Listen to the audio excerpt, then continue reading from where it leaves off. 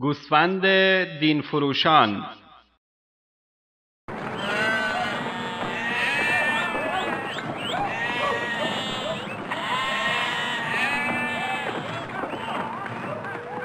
چند سال پیش در ماه محرم در شهر کوچک شیبان نزدیک اهواز گوسفندی پیدا می شود که می گویند روی شاخ سمت چپ او شمشیر امام علی رضی الله تعالی عنه نقش بسته است.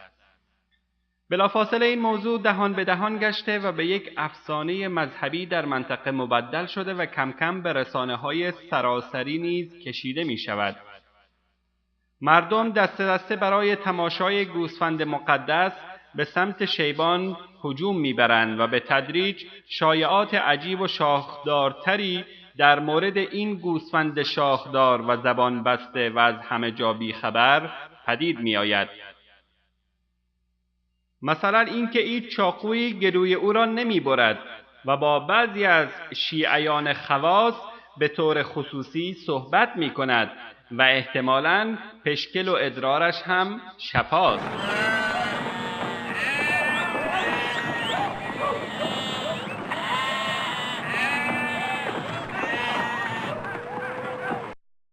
از این قضیه مدتها گذشت و ظاهراً تقدس گوسفند هم کمرنگتر شد، اما واقعیت این است که این شایعه ساخته صاحب گوسفند بود که به هر صورت درآمد خوبی از طریق نزورات مردم خرافی به پای این گوساله سامری به جیب زد و این حال تمام کسانی است که امروزه در آبادانی زیارتگاه‌ها تلاش می‌کنند تا از ورای آن برای خود مال و ثروتی بیندوزند. الله متعال در قرآن کریم چه زیبا این انسان‌های جاهل را مورد خطاب قرار می‌دهد. أَمَّن يُجِيبُ الْمُضْطَرَّ إِذَا دَعَاهُ